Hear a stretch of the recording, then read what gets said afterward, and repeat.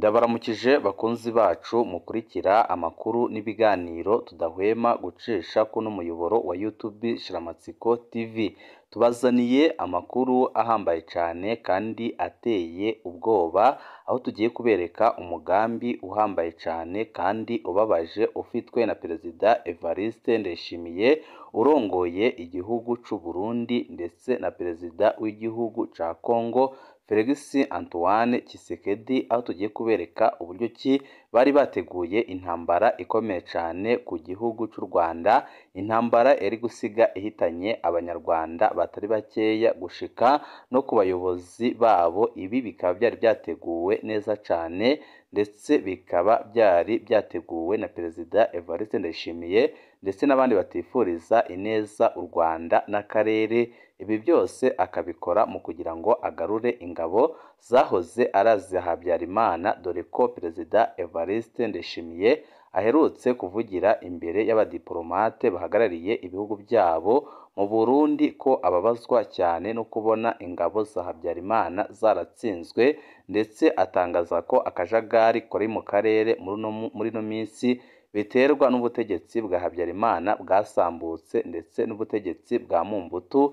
Ibi bikaba byarababaje abatari bakeya kugeza n'aho bamwe mu bari muri perezidansi y'u Burundi bafashe umwanzuro wo kubishyira hanze, kuko bari bashize hanze ibintu bituzuye, aho bari bagaragaje Ndayishimiye ariko aravuga ko u Rwanda rushaka gutera u Burundi.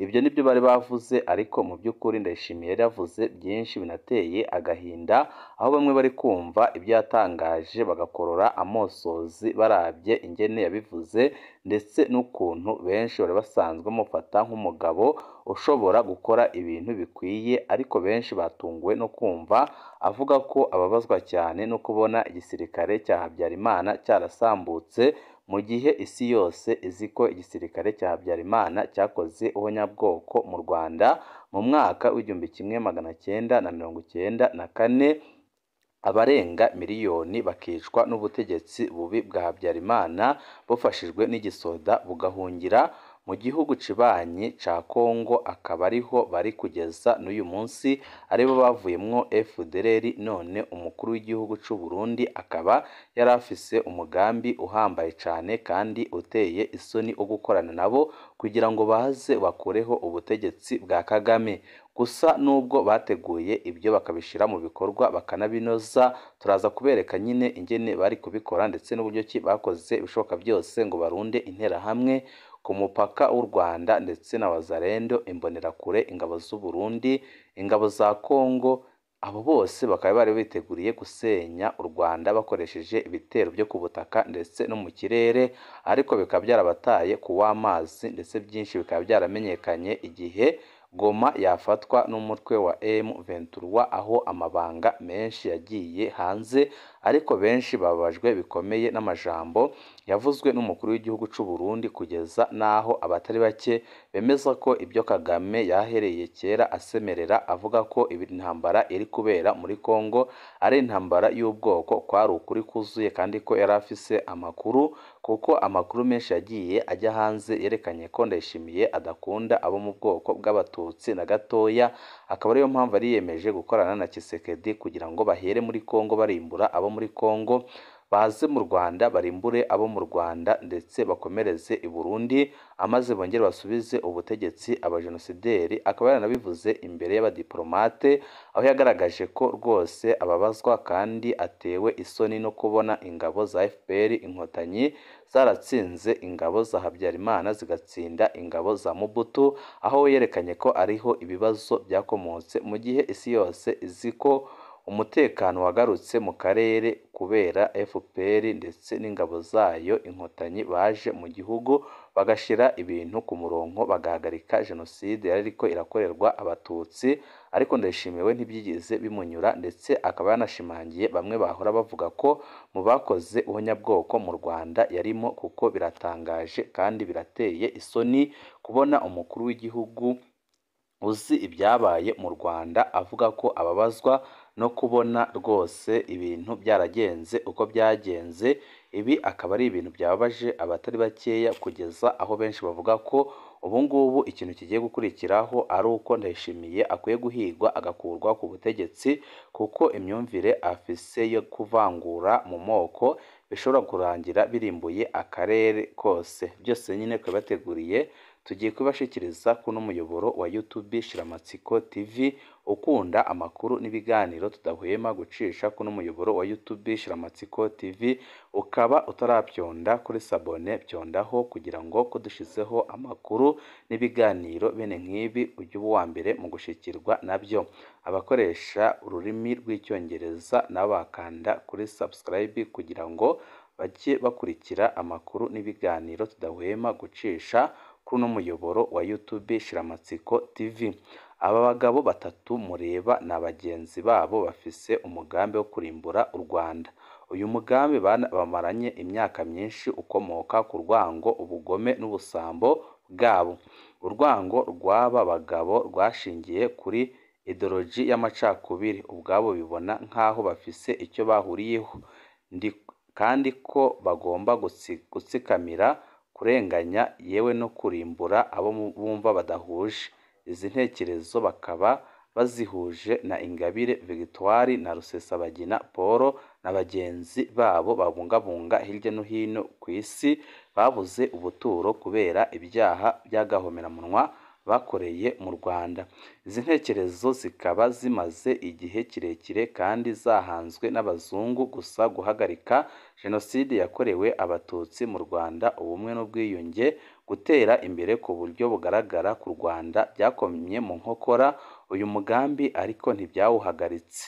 Mu mwaka wa 2012 amakuru y'ibanga yizewe yagaragaje ko abariho icyo gihe bari bafise umugambi wo kurimbura abatutsi muri Kongo ariko bagakomeza kurimbura abanyarwanda, cyane ko basigaye badufata kimwe twese ndetse bagakurikizaho abatutsi bo mu Burundi ngo abari hano twese dufise ubwoko bukomeye bwitwa ndi umunyarwanda,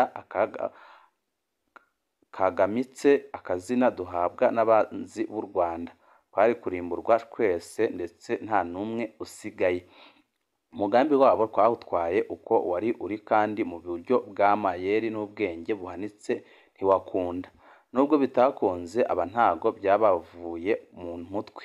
Ibitero bya Nyungwe, Kinigi n'ahandi byarigerageza ariko ingabo z'u Rwanda hamwe n'intasi kabuhariwe zakoze akazi zikubita umwansi, abandi tubazana bunyago, abandi baricwa. Rusesabagina, Sankara n'abayobozi benshi ba FDLR, Mudacumura ndetse n'abandi benshi bakatirwa igihano c'urupfu.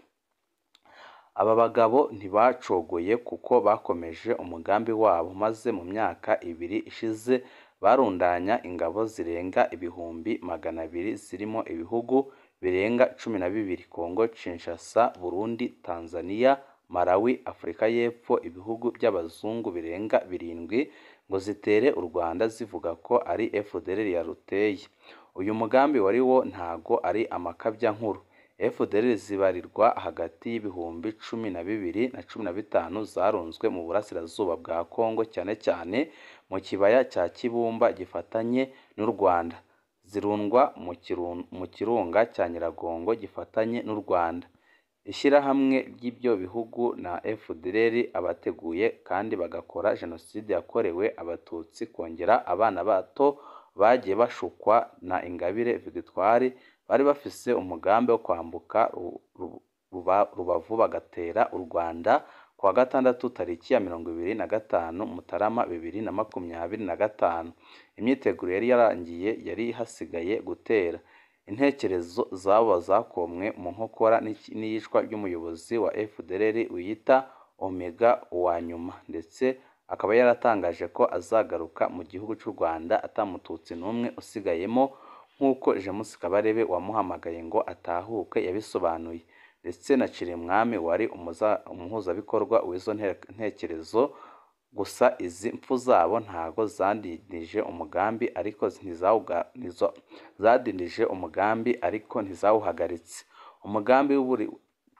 Umugambi wimuriwe kuwa mbere tariki ya 27 Mutarama 2025 uko byari kugenda. FDLR Wazalendo n'ingabo z'u Burundi bari kwambuka umupaka ku gice ca Rubavu.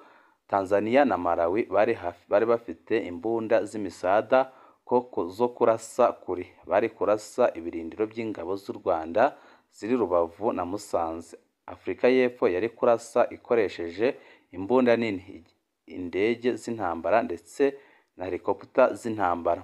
Umugambi wabo batekerezaga ko mu masaha 48 bari kuba bajegeje bikomeye ibirindiro by'ingabo z'u Rwanda, maze abateye ku butaka bakihutira byibura kugera mu mujyi wa Musanze bakica umuntu wese babonye kugira ngo n'Abanyarwanda basigaye bagire ubwoba bahite bahunga igihugu gitakaze ubusugire. Uyu mugambi kandi ufite abari kuwushyigikira imbere mu gihugu bayobowe na Ingabire Victoire. Aba bari gukora ibikorwa byo kwica abantu, gutwika, gusambanya abagore n'abakobwa ku ngufu n'ibindi bikorwa bigamije guhahamura Abanyarwanda kugira ngo tubere epfo na ruguru amaze duhunge igihugu. Ubutaha tuzabaha andi makuru ateye ubwoba arebana naho Uburundi buhagaze ndetse n'icyo bwari bumaze gukora ndetse n'icyo bwari bumaze gutwerera kuri ibyo bibazo byose byari bimaze kuba. Ibi byose bikaba byaragiye hanze ubwo Goma yafatwaga. Ikindi gitangaje kinateye ubwoba cyahahamuye benshi ni amajambo Perezida Evariste Ndayishimiye aherutse gutangaza, ariko bikarangira perezidanse yabo ikasemo bimwe kuko byari biteye ubwoba kandi byari biteye isoni. Gusa bamwe mu bakora muri perezidanse y'u Burundi batashyigikiye ibikorwa biteye isoni bya Perezida Evariste Ndayishimiye bashize hanze ayo majambo yavuzwe na Ndayishimiye, ari mu rurimi rw'Igifaransa ariko twagerageje kuyashira mu Kinyarwanda n'Ikirundi kugira ngo Abarundi batumva Igifaransa bamenye ibyavuzwe na Perezida Evariste Ndayishimiye. Perezida Evariste Ndayishimiye yavuze ko ibiriko biraba muri Kongo uyu munsi byose bikomoka kuri FPR Inkotanyi, ndetse atangaza ko ababazwa cyane no kubona ingabo z'u Rwanda zari za Habyarimana zaratsinzwe, ndetse akavuga ko ibiriko biraba uno munsi ari uko igisirikare cya Habyarimana n'icya Mumbutu cyatsinzwe. Akavuga ko rwose ikibazo kiri mu Rwanda ari RDF ndetse na Perezida Paul Kagame n'abo mu bwoko bw'Abatutsi. Ashimangira ko ikintu cyonyine gishobora gukorwa kugira ngo akarere kongere kubona umutekano ari uko bagarura ingabo za Habyarimana ku butaka bw'u Rwanda, ndetse icyitwa umututsi cyose kigacibwa. Ibi byose bikaba byaratumye bamwe mu bahanga ndetse babona uko ibintu byifashe uno munsi babikata mu kiganiro cyaciye ku gitangazamakuru cya perezidanse y'u Burundi, birangira bashizeho bike, ariko ako gace twaje kugahabwa na bamwe bakora muri iyo perezidansi y'u Burundi, aho batweretse ko ibintu bikomeye cyane kandi ko umugambi wageze kure. Perezida Evariste Ndayishimiye impamvu yagaragaye yiriza umengo afise ubwoba nuko yari amaze kumenya ko byanze bikunze ibyo yari ariko arategura bigeze hanze, ubutegetsi bwe bugiye kurimbuka.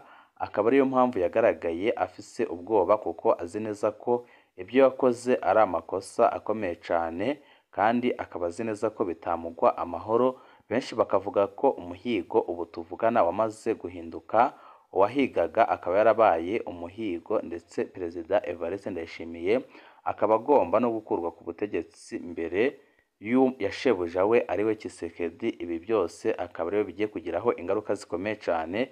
Akaba ariyo mpamvu mwabonye yiriza avuga amajambo ateye isoni.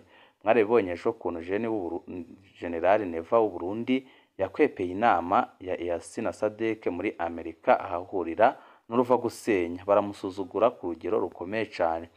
Major General Ndayishimiye Evariste Batazira Neva utegeka u Burundi akomeje kuba iciro ry'imigani hirya no hino muri Afurika, nyuma y'icyemezo kigayitse yafashe cyo gutera umugongo inama idasanzwe gushakira amahoro Kongo, ubundi akigira mu bitembere muri Amerika, kandi nabwo ahata ibaba. Inama ihuriwe n'ibihugu bigize umuryango wa Afurika y'Uburasirazuba EAC n'ibigize umuryango w'ubufatanye mu by'ubukungu muri Afurika y'Amajyepfo SADC yabaye ku igenekerezo ry'umunani uku kwezi, ni ukuvuga yabaye ku munsi w'ejo. Ndayishimiye yarayikwebye. Ndayishimiye nk'umwe mu bari inyuma y'ibibazo byugarije uburasirazuba bwa Kongo, aho afatanya na Tshisekedi gutegeka icyo gihugu kwibasira abaturage, umutwe wa M23 urinda yiyemeje gusuzugura ba perezida bagenzi be maze ajya muri Amerika muri gahunda zidafise epfo na ruguru. Akigera muri Amerika, amakuru avuga ko yabuze iyo yerekeza maze ahitamo kuzerera mu nteko ishinga amategeko y'icyo gihugu, aho abasenateri benshi banze kumwakira kuko babonaga nta kimugenza. Ku munsi wa kabiri, Ndayishimiye uri kubuyera n'umugore we yamenye ko haraba amasengesho yo gusengera Leta Zunze Ubumwe za Amerika maze aba ayituyemo. Gusa ibyamubayeho ntabwo ateze kubyibagirwa. Nyuma yo kugira mu cyumba cyabereyemo aya masengesho, Ndayishimiye n'umugore we babanje kubura ubakira kuko bari abavumba batari bari kuri gahunda, n'abakiriwe bicaye inyuma y'abandi ku meza yabo bombi, mu gihe andi meza yabaga yicaweho n'abashitsi bafise ubutumire. Izo ni ingaruka zo kwitandukanya na bagenzi babo mu karere bashize imbere gushikira amahoro n'ituze burasirazuba bwa Kongo. Gusa ku rundi ruhande, abakurikiranira hafi politiki y'akarere baremeza ko ibi Geneva yabikoze nkana agamije kuguma mu mujyo we na leta ye bihaye wo kubangamira amahoro n'ubusugire bw'akarere. Ni mu gihe nta n'icyumweru kirashira uyu mutegetsi aririye abahagarariye ibihugu byabo mu Burundi ko akarere kugarijwe n'ibibazo bishobora kugashora mu ntambara yeruye, kandi akagaragaza ko ari we wa mbere uzahita ukurwa ku butegetsi nyuma yo gushora abarundi mu nyanja y'ibibazo kubera imiyoborere mibi ndetse n'inda nini. Major General Neva Evariste Neva utegeka Uburundi akomeje gupfunda imitwe hirya no hino mu rwego rwo kwikungahazaho ubutunzi, gusa ntabwo biri kumuhira. Mu mpera za 2023 nibwo uyu munyagitugu wikundira ibiryo n'inzoga yari atangiye kwicinya icyara yishuka ikiraka yahawe na Tshisekedi cyo kwica no kumenesha abanyekongo bo mu bwoko bw'abatutsi kizamufasha gusarura agatubutse, bityo ibigega bye n'agatsiko ke ntibihungabane. Gusa isosi yaguyemwo inshishi nyuma yaho mu mpera z'ukwezi gushize umutwe wa M23 yamburiye ingabo ze zifatanyije n'iza Tshisekedi uduce twose bari bafise ndetse bakigarurira bidasubirwaho umujyi wa Goma. Ndayishimiye yohereza ingabo ze muri Kongo yizeye Tshisekedi ko azirukana ingabo za M23 mu birindiro byose yafashe, ndetse agafasha umutwe wa FDLR kugaba ibitero ku butaka bw'u Rwanda, bityo nawe akamugororera kumuha ibirombe by'amabuye y'agaciro. Muri Mutarama 2024 ubwo yari muri Kongo, Ndayishimiye yatangaje ko azakora ibishoboka byose maze agafasha urubyiruko cyangwa se urwaruka rw'u Rwanda gukuraho ubuyobozi bwabo burangajwe imbere na Perezida Kagame. Nyamara mu mpera z'icyumweru gishize, Ndayishimiye niwe wumvikanye yiriza ayingona ko u Rwanda rufise umugambi wo guhirika ubutegetsi bwe. Uretse kuba Geneva n'agatsiko ke bakomeje gushora abarundi mu bibazo n'abaturanyi babo mu karere, amaganya n'ime yose hirya no hino mu Burundi kubera ubuzima bushaririye bugarije, nyamara Igitega bigamba ko ibigega byabo byuzuye. Turabandanya kubakutorekanyiriza amakuru ndetse tuze kubabwira byinshi byinyegeje mu byatangajwe Ndayishimiye ndetse n'urwango afitiye abatutsi. Byose tukaba turi bashikirize tunyuze kuno muyoboro wa YouTube Shiramatsiko TV. Ibihe byiza nibyo ndabipfurije.